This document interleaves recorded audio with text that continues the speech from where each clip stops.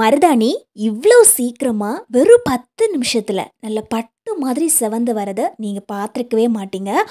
செவக்கவே செவக்காது அப்படின்னு சொல்லிட்டு நம்ம ஒதுக்கி வச்சுக்கக்கூடிய மருதாணி இலை கூட இந்த மாதிரி அரைச்சி வச்சோன்னா நல்லா செக்கச்செவல்னு செவந்து வருங்க.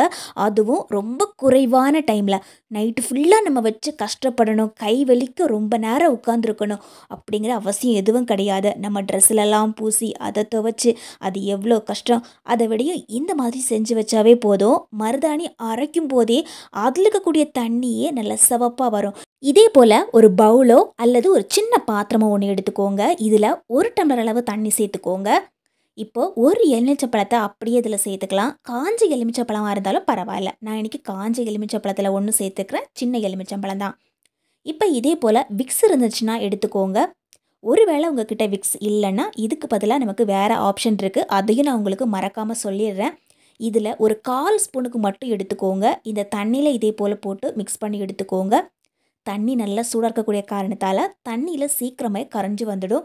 அதே போல் நம்ம சேர்த்துருக்கக்கூடிய அந்த எலுமிச்சப்பழமும் நல்லா ஊறி வந்துடும். அதை அப்படியே எடுத்து மாற்றி வச்சுக்கோங்க. இப்போ இதே போல் ஒரு பாத்திரம் ஒன்று எடுத்துக்கோங்க. இதில் 2 டம்ளர் அளவு தண்ணி சேர்த்துக்கிறேன். கூடவே 1 ஸ்பூன் அளவுக்கு நாட்டு சர்க்கரை சேர்த்துக்கிறேன். உங்ககிட்ட நாட்டு சர்க்கரை இல்லைன்னா இதுக்கு பதிலாக நீங்கள் வெல்லம் சேர்த்துக்கலாம். வெல்லத்தில் ஒரு சின்ன கட்டி சேர்த்துக்கோங்க அல்லது பவுடர் பண்ணி 1 ஸ்பூன் அளவு சேர்த்துக்கோங்க. நல்ல கலர் கிடைக்கும். அதுக்காக தான் நம்ம இந்த நாட்டு சர்க்கரையை சேர்த்துக்கிறோம். கூடவே 1/2 ஸ்பூன் அளவுக்கு ஜீரகம் சேர்த்துக்கிறேன். இப்போ நம்ம வீட்டில் இருக்கக்கூடிய கொட்டாங்குச்சி, இதை சிரட்டை அப்படின்னு கூட சொல்லுவோம். இந்த சிரட்டையில் ஒரு பாதி சிரட்டையை மட்டும் இதே போல் உடச்சி எடுத்துகிட்டு வந்திருக்கிறேன். உண்மையாகவே இந்த சிரட்டையிலேருந்து நல்ல சூப்பரான கலர் கிடைக்கும். இப்போது 1 ஸ்பூன் அளவுக்கு டீ தூள் எடுத்துக்கிறேன். எந்த பிராண்டாக இருந்தாலும் பரவாயில்ல. நீங்கள் டீ குடிக்கிறதுக்கு எந்த டீ தூள் யூஸ் பண்ணுவீங்களோ அதில் 1 ஸ்பூன் அளவுக்கு சேர்த்துக்கோங்க. நம்ம சேர்த்துக்கக்கூடிய எல்லா பொருட்கள்லேருந்தும் ஒரு அழகான கலர் கிடைக்குங்க.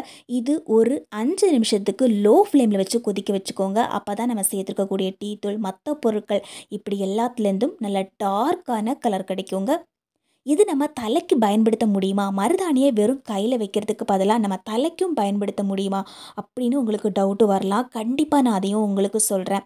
கையில் நமக்கு எவ்வளோ சூப்பராக நல்லா டார்க்கான கலர் வந்திருக்கோ அதே மாதிரி நமக்கு தலையிலையும் இந்த கலர் பிடிக்குமா அப்படிங்கிறதையும் நம்ம இதில் பார்த்துடலாம். இந்த தண்ணியை கொஞ்சம் ஆற வச்சுட்டு இதே போல் வடிகட்டி எடுத்து வச்சுக்கோங்க.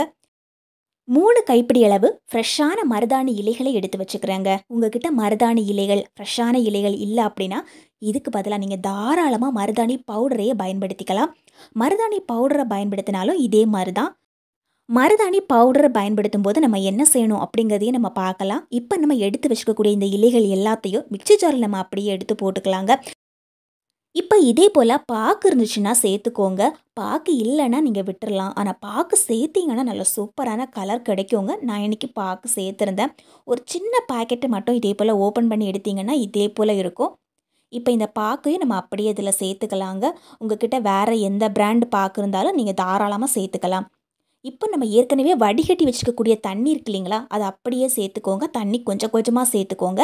ஏன்னா மருதாணி நம்ம அரைக்கும் போது தண்ணி கொஞ்சம் எக்ஸ்ட்ரா ஆகிடுச்சு அப்படின்னா நம்ம வைக்கும்போது ரொம்ப கஷ்டமாயிடும். அதனால் தண்ணி மட்டும் பார்த்து அரைச்சி எடுத்துக்கோங்க.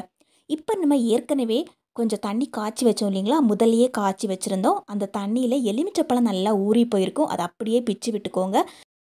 இதே போல் கை வச்சு பிச்சு எடுத்தாவே இந்த எலுமிச்சப்பழம் நல்லா பிஞ்சு அதில் இருக்கக்கூடிய ஜூஸ் எல்லாமே வெளிப்பட ஆரம்பிக்கும். ஒருவேளை நீங்கள் நல்லா புதுசாக வாங்கியிருக்கக்கூடிய எலுமிச்சப்பழம் சேர்த்திங்கன்னா கட் பண்ணி பாதி எலுமிச்சப்பழ ஜூஸ் மட்டும் சேர்த்தா போதுங்க. இப்போ எல்லா எலுமிச்சப்பழ ஜூஸையும் நான் அப்படியே பிழிஞ்சு ஊற்றிட்டேன். நமக்கு பார்க்குறதுக்கு இந்த மாதிரி தான் இருக்கும். அதில் இருக்கக்கூடிய தொக்கெல்லாம் நான் வெளியே எடுத்து போட்டுட்டேன். ஏற்கனவே நம்ம மருதாணியை நல்லா அரைச்சி வச்சுருக்கிறோம். இது கூடவே இப்போ நம்ம ரெடி பண்ணி வச்சுக்கக்கூடிய இந்த எலுமிச்சப்பழ தண்ணியில் 1/2 ஸ்பூன் அளவு சேர்த்துக்கோங்க. ஒருவேளை நீங்கள் இந்த மாதிரி தண்ணியெல்லாம் காய்க்கலைன்னு வச்சுக்கோங்களேன், ஃப்ரெஷ்ஷாக எலுமிச்சப்பழ ஜூஸ் கூட சேர்த்துக்கலாங்க. இப்போ இதே போல் இதை ஒரு முறை சுற்றிட்டு இதே போல் மிக்ஸ் பண்ணி எடுத்துக்கோங்க. தண்ணியோட அளவெல்லாம் கரெக்டாக இருக்குது. நம்ம ஸ்பூனில் எடுத்து பார்க்கும்போது இதே மாதிரி இருக்கணும். அப்போ தான் நம்ம கையில் வைக்கும்போதும் அழகாக அப்படியே ஒட்டிக்கும். இப்போ நம்ம இது எல்லாத்தையும் ஒரு பவுலில் எடுத்து வைக்கலாம். எப்போவுமே நம்ம தலைக்கு மருதாணி அரைச்சாலும் சரி அல்லது நம்ம கைக்கு மருதாணி அரைச்சாலும் சரி உடனடியாக கையில் எடுத்து வச்சிடாதீங்க. இப்போ நம்ம இதை மூடி போட்டு விட்டுறலாம். மினிமம் 10 நிமிஷம் நாம் இதுக்கு டைம் கொடுத்தாகணும். உங்களால் முடிஞ்சால் நீங்கள் 1/2 மணி நேரம் கூட டைம் கொடுத்துக்கலாம். இப்போ நம்ம ஓப்பன் பண்ணி பார்க்கலாங்க. எவ்வளோ சூப்பராக கலர் இறங்கி இருக்குது பாருங்கள். எதுவுமே சேர்க்காம நம்ம மருதாணியை அரைச்சி வச்சோம்னா இந்த அளவுக்கு சீக்கிரமாக நமக்கு கலர் இறங்கியிருக்காது, டார்க் கலரும் இறங்கியிருக்காது. ஆனால் இப்படி நம்ம அரைச்சி வைக்கும்போது அதுலேயே நல்ல சூப்பரான கலர் இறங்கியிருக்குங்க. நம்ம இதில் இன்னைக்கு பாக்கு சேர்த்து அரைச்சிருந்தோம். ஒருவேளை நீங்கள் மருதாணி பவுடர் யூஸ் பண்ணுறீங்க அப்படின்னா அதில் நம்ம பாக்கு சேர்த்து அரைக்கலாம் முடியாது இல்லைங்களா?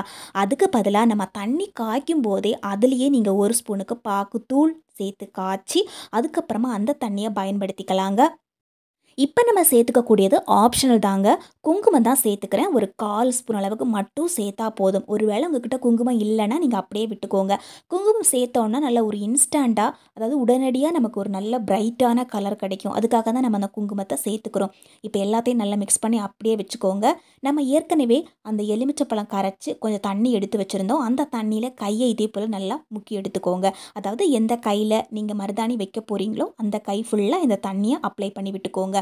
ஒருவேளை உங்ககிட்ட விக்ஸ் இல்லைன்னு வச்சுக்கோங்களேன், இது போல் நீங்கள் தண்ணியும் காய்க்கலைன்னா இது போல் கோடாரி தைலத்தை பயன்படுத்திக்கோங்க. இதுவும் நல்ல சூப்பரான கலர் இறங்க வைக்கும். நம்ம மருதாணி வைக்கிறதுக்கு முன்னாடியே இந்த கோடாரி தைலத்தை கை ஃபுல்லாக அப்ளை பண்ணி விடணும். அப்போ தான் நல்ல கலர் கிடைக்கும். நாம் இதுக்கு விக்ஸ் பயன்படுத்தி இருந்தோம். விக்ஸ் பயன்படுத்தி இருந்ததால் நான் இந்த கோடாரி தைலத்தை நான் இன்னைக்கு தேய்க்கவே இல்லை. இப்போ நமக்கு பிடிச்ச மாதிரி நம்ம டிசைனை நம்ம வரைஞ்சிக்கலாம். முன்னாடியே நம்ம இந்த மாதிரி டிசைன் நம்ம வரைஞ்சி வைக்கும்போது வைக்கிறதுக்கு ரொம்ப ஈஸியாக இருக்கும். ஓரளவுக்கு நமக்கு நீட்டாக கிடைக்கவும் செய்யும். அப்பப்போ நம்ம வைக்கும்போது ஒருவேளை நமக்கு நீட்டாக வராமல் கூட இருக்கலாங்க. அதனால் நான் இன்றைக்கி ரொம்ப ரொம்ப சிம்பிளாக தாங்க இன்றைக்கி டிசைன் போட்டு வச்சுக்கிறேன். உங்களுக்கு இந்த டிசைன் பிடிச்சிருக்கு அப்படின்னா நீங்கள் இதே போல் வச்சுக்கலாம். அல்லது உங்களுக்கு இதை விட நல்ல டிசைன் தெரியுமுன்னா கண்டிப்பாக நீங்கள் அதையே ட்ரை பண்ணி பாருங்கள். இந்த டிசைன் வைக்கிறதுக்கு ரொம்ப ஈஸியாக தாங்க இருந்தது. சும்மா வரைஞ்சிட்டு இந்த மாதிரி நம்ம எடுத்து வச்சாவே போதும். நல்ல அழகாக நமக்கு செவந்து கிடைக்கும். அச்சச்சோ, திடீர்னு பார்த்தீங்கன்னா கரண்ட் போயிடுச்சு. சாதாரண வெளிச்சத்தில் தான் நான் இப்போ வச்சிட்ருக்கிறேன். கை பாருங்கள் எவ்வளோ சூப்பராக செவந்து வந்திருக்குன்னு. சும்மா அந்த விரல்களில் மட்டும்தான் எடுத்து வச்சேன். ஜஸ்ட்டு 1 நிமிஷம் கூட ஆகலை, அதுக்குள்ளே அழகாக செவந்து வந்திருக்கு. அந்த டாட் எல்லாம் வைக்கிறதுக்கு நான் சும்மா ஒரு பென்சில் யூஸ் பண்ணியிருந்தேங்க. அதுக்கப்புறம் முக்கியமான ஒரு விஷயங்க, நான் உங்களுக்கு சொல்லியிருந்தேன் இல்லைங்களா, இது தலையில் வைக்கலாமா, இதே மாதிரி நமக்கு நல்ல டார்க் கலர் கிடைக்குமான்னு. கண்டிப்பாக 100% நாம் இதை தலையில் வைக்கலாங்க. நம்ம இதை தலையில் வைக்கும்போது கண்டிப்பாக நமக்கு நல்ல டார்க் கலர் கிடைக்கும். ஆனால் இதில் ஒரு முக்கியமான விஷயம் ஒன்று இருக்குது. அது என்னென்னா, நாம் இதில் அந்த விக்ஸ் சேர்த்த தண்ணியை யூஸ் பண்ணியிருந்தோம். அதை நீங்கள் அப்படியே சேர்க்காமல் விட்டுக்கணும். அதாவது நம்ம அரைக்கும்போது விக்ஸு சேர்த்த தண்ணியை நம்ம ஒரு 1/4 ஸ்பூன் சேர்த்து தான் அரைச்சிருந்தோம். அந்த தண்ணி சேர்க்காதீங்க. அதே மாதிரி குங்குமமும் சேர்க்காதீங்க. அதே போல் நம்ம காய்ச்சி வச்சுருந்த தண்ணி, அதுக்கப்புறம் நம்ம அரைக்கும்போது சேர்த்துருந்த பொருள், இது எல்லாத்தையும் சேர்த்து அரைச்சாவே போதும். தலையிலையும் நல்ல சூப்பரான டார்க் கலர் கிடைக்குங்க. 1 மணி நேரம் 2 மணி நேரம் மருதாணி வச்சு அதுக்கப்புறம் தலைவலி வந்து கஷ்டப்படுறதுக்கு இந்த மாதிரி வச்சு பாருங்கள். சட்டுன்னு செவந்தும் வரும். ரொம்ப நேரம் கையில் வச்சு கஷ்டப்படணும் அவசியம் இருக்காது. அதே மாதிரி ரொம்ப நாளுக்கு மருதாணி அழியாமல் இருக்குங்க. இப்போ நான் இன்றைக்கி மருதாணியை 1/2 மணி நேரம் வச்சுருந்தேன். நல்லா சூப்பராகவே செவந்து வந்திருக்கு.